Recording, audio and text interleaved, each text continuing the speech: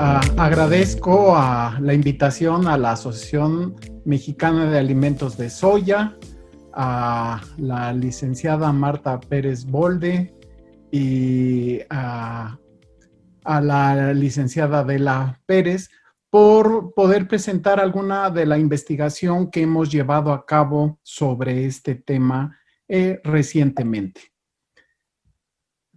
Para comenzar, lo primero que me gustaría con este tema, es definir qué es la obesidad. Y la obesidad se define como el exceso de tejido adiposo en el cuerpo.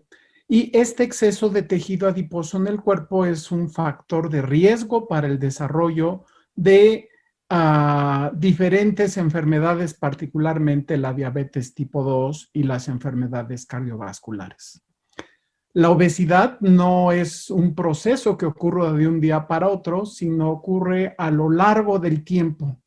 Y durante la aparición de esta o el desarrollo de esta obesidad, comienzan diferentes parámetros metabólicos a afectarse, como el índice de masa corporal, los niveles de glucosa, hay aparición de hipertensión, bajos niveles de colesterol HDL y elevación de triglicéridos, lo que nos puede llevar, por ejemplo, a la aparición del hígado graso o de resistencia a la insulina.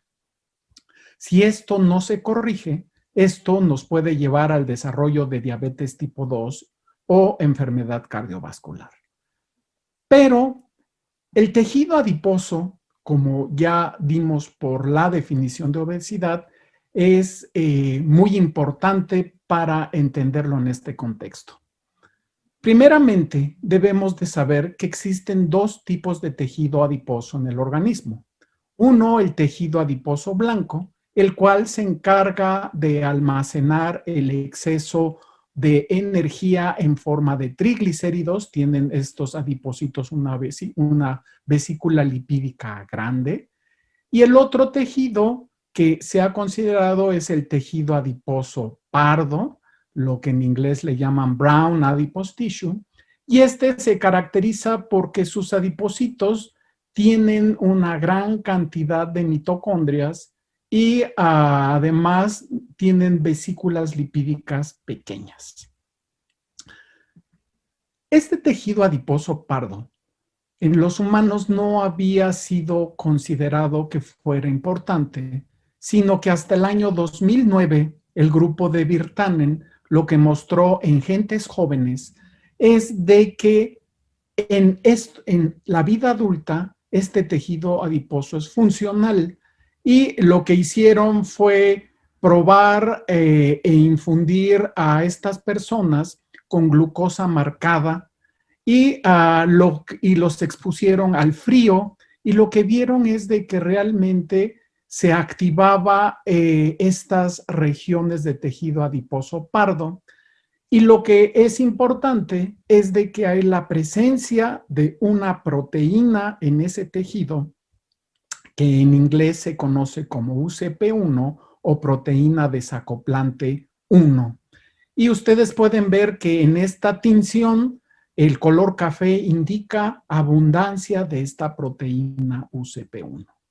Pero ¿qué es lo que hace esta proteína UCP1? Lo que hace es disipar el gradiente de energía que se genera en las mitocondrias, y normalmente este gradiente de energía a través de protones lo que hace es sintetizar ATP, pero en presencia de esta proteína UCP, lo que se hace es de que en lugar de sintetizar ATP, se produce calor.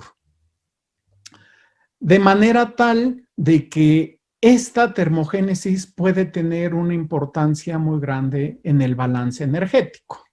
Normalmente en el balance energético, pues lo que se considera es el metabolismo basal, la termogénesis inducida por la dieta o la actividad física. Sin embargo, existen componentes facultativos de este gasto energético, y el tejido adiposo pardo se ha establecido que puede modificar el gasto energético entre un 5 a 10%, lo que puede ser utilizado como una estrategia importante para la modulación del peso corporal y para evitar la acumulación en exceso de lípidos en el tejido adiposo.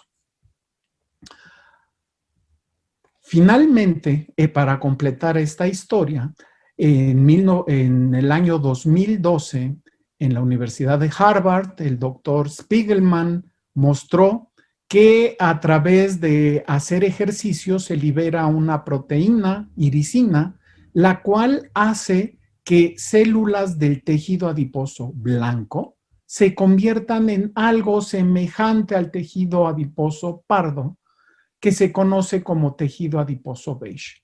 Entonces, si nosotros podemos modificar que nuestro tejido adiposo blanco se convierta en beige, vamos a tener un tejido más termogénico y esto nos puede ayudar de manera importante al control de peso. Este proceso de conversión de tejido adiposo blanco a beige es conocido como browning o beiging o brightening. Y pues esto incrementa la termogénesis y existen marcadores específicos en las células de este tejido adiposo beige que nos identifican a esas células. Pero lo más importante es la proteína UCP1. Entonces, con esto en contexto, se ha visto que existen múltiples componentes o hormonas que pueden estimular este proceso de browning, pero lo que ha llamado la atención es que hay componentes de la dieta que pueden estimular este proceso. Y pues por lo tanto, la dieta se ha utilizado como la primera estrategia contra esta obesidad.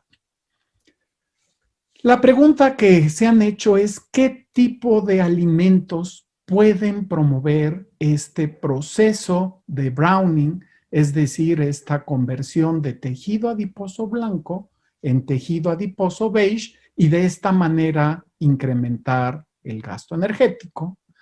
Y pues lo que se ha visto es de que hay varios alimentos funcionales que están involucrados en este proceso. Y estos compuestos funcionales se ha visto que partes de su actividad se da porque presentan compuestos bioactivos que le dan estas propiedades.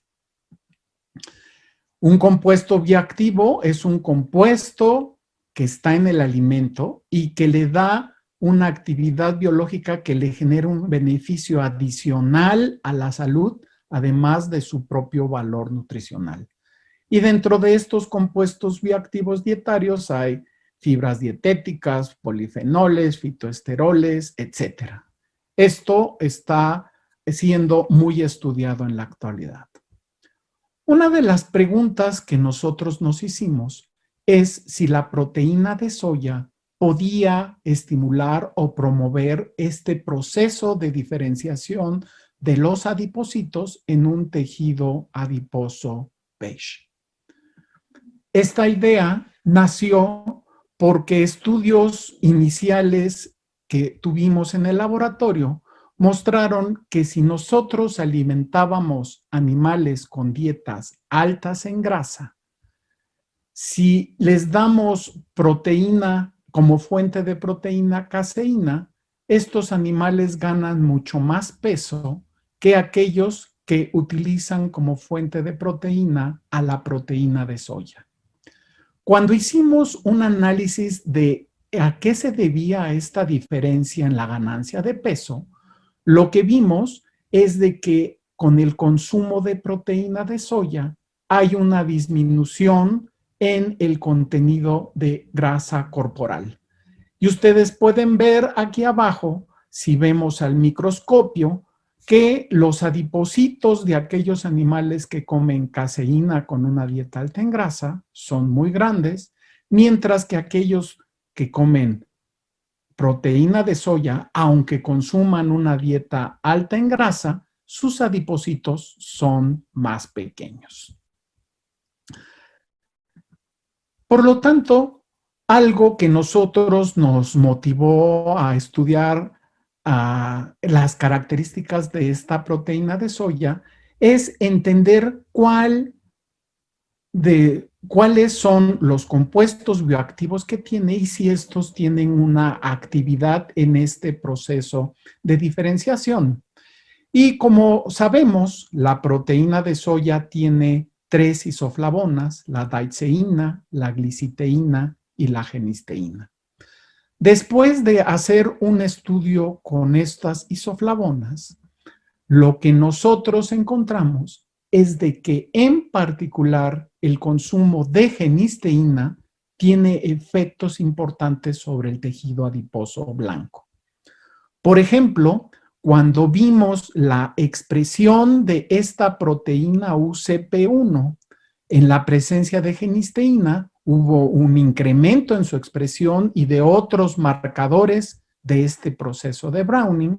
Aquí lo vimos tanto a nivel del RNA como de la proteína, y los estudios inmunohistoquímicos nos mostraron de que realmente en el tejido adiposo de estos animales de experimentación, el hecho de consumir genisteína incrementaba la presencia de UCP1.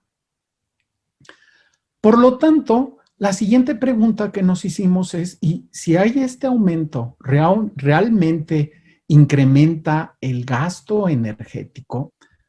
Y pues se midió el consumo de oxígeno que representa el gasto energético, y ustedes pueden ver que el consumo de genisteína incrementó el consumo de oxígeno. Aquí lo podemos ver graficado en forma de barra, y esto se observó también por un mayor gasto energético en estos animales. Si a estos animales se les daba exposición a el frío, se ponían en un cuarto a 4 grados centígrados, aquellos animales que consumían genisteína bajaban menos su temperatura que los que no la consumían, indicándonos que había realmente un aumento en la termogénesis. Posteriormente, algo que quisimos ver es, bueno, y esto lo vemos en los animales de experimentación, pero en los humanos, en el tejido adiposo humano, en presencia de genisteína, ocurre esto. Y los resultados fueron muy interesantes porque en personas que su tejido adiposo se expuso a genisteína, estas incrementaron la expresión de UCP1. Y lo interesante es de que a los sujetos con sobrepeso, obesidad, aunque lo expresan en menor grado, está presente por la presencia de genisteína. Como todos estos cambios ocurren a nivel de las mitocondrias, algo que estudiamos en detalle es si la actividad de las mitocondrias en presencia de la genisteína incrementaba. Y esta gráfica nos muestra que el consumo o la tasa de consumo de oxígeno de las mitocondrias que fueron expuestas a genisteína es mucho mayor, y esto se refleja en una mayor respiración máxima. ¿Cuáles fueron las consecuencias metabólicas en estos animales cuando se les dio genisteína? Y lo que vimos es de que disminuyeron de peso, disminuyeron sus niveles de glucosa, disminuyó los niveles de insulina, y se vio que tuvieron una mejor curva de tolerancia a la glucosa. Y pues esto nos dejó muy entusiasmados. Sin embargo, algo que ha aparecido más recientemente es de que estos cambios en la termogénesis también pueden asociarse con cambios en la microbiota intestinal. Se ha visto que animalitos que han sido expuestos al frío hacen termogénesis. Pero si uno hace un trasplante fecal, o sea, toma microbiota de un animal que ha estado en frío y se la transfiere a un animal que nunca ha estado expuesto al frío, este animal, a pesar de no estar expuesto al frío, hace también termogénesis. Eso quiere decir que la microbiota intestinal es en parte también causal de cambios en la termogénesis. La pregunta siguiente que nos hicimos es, ¿y puede la genisteína modificar la microbiota intestinal? Y lo que vimos es de que la genisteína tiene la capacidad de modificar esta microbiota. Esto primero lo hicimos en animales de experimentación. Y algo que observamos en esta gráfica, que es una gráfica de alfa diversidad, nos muestra que si un animal consume una dieta alta en grasa, la diversidad de las bacterias de la microbiota disminuye, pero si a esta dieta alta en grasa le ponemos genisteína, la diversidad aumenta. Y un aumento en la diversidad de la microbiota es también muy importante porque quiere decir que se tiene una microbiota funcional.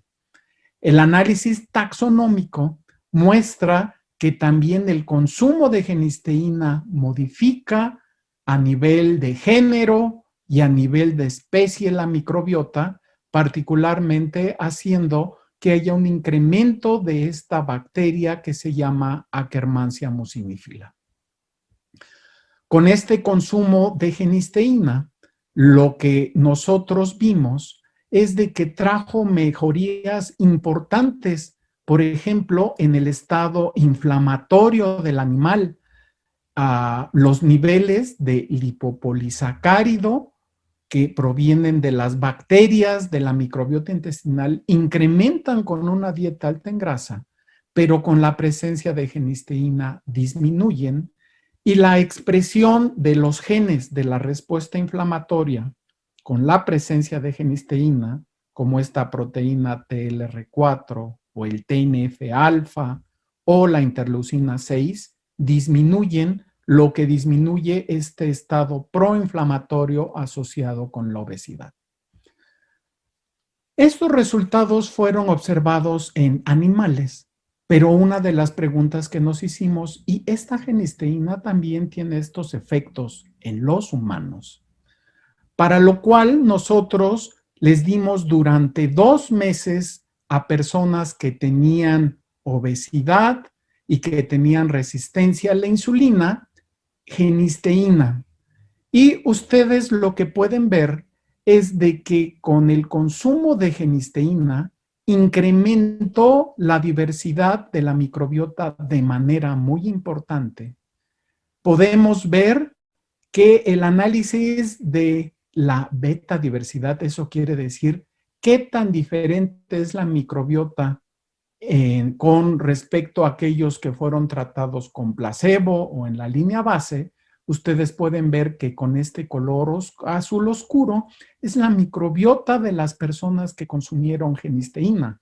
Y eso nos indica que este compuesto bioactivo modifica de manera importante la microbiota. Y si hacemos este análisis taxonómico, aquí es muy evidente. Este es la microbiota. Ustedes pueden ver los colores de los principales filum.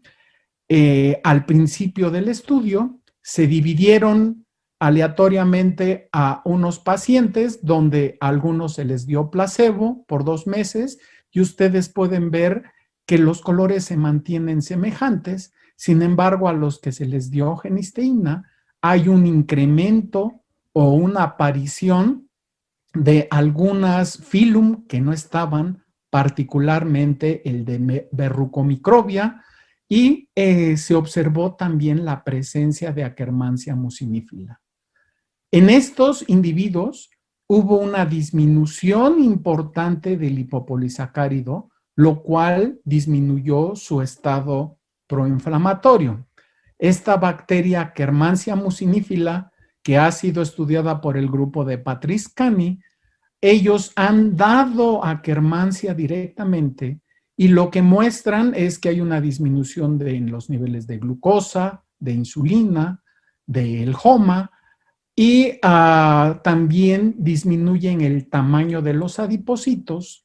Y en nuestro estudio lo que vimos es de que cambia o hay un incremento en Akkermansia mucinífila y hay una disminución de los niveles de insulina, una mejoría del HOMA y una disminución del estado inflamatorio. Entonces, estos efectos metabólicos de esta proteína de soya en parte están dados por esta genisteína, incrementando a Akkermansia mucinífila, disminuyendo los niveles del lipopolisacárido, lo cual disminuye la inflamación de bajo grado y disminuye la resistencia a la insulina. Una última pregunta que nosotros hicimos es, ¿realmente entonces los efectos benéficos de la proteína de soya son dependientes en parte de la microbiota intestinal? Y lo que hicimos fue a animalitos de experimentación darles antibióticos. Y ustedes pueden ver que con la presencia de antibióticos, la diversidad de la microbiota disminuye. Pero lo que nos sorprendió es de que varios de los efectos benéficos que habíamos visto del consumo de la proteína de soya se pierden ligeramente, hay mayor ganancia de peso, hay menor gasto energético, hay incremento del lipopolisacárido circulante y hay un aumento en la intolerancia a la glucosa y una disminución de la proteína UCP1. Por lo tanto, es importante considerar que existe una interacción entre la nutrigenómica y la microbiota de estos efectos de la proteína de soya para mantener la sensibilidad a la insulina a través de modificar el tejido adiposo blanco, el tejido adiposo beige, el músculo que no expliqué en esta presentación y la microbiota intestinal. Quiero agradecer a los integrantes del Departamento de Fisiología de la Nutrición, en particular a la doctora Nimbe Torres, con quien he llevado a cabo todos estos estudios, y a varios de los investigadores y estudiantes de posgrado que han estado presentes en este trabajo. Agradezco también a CONACYT por el apoyo. Muchas gracias.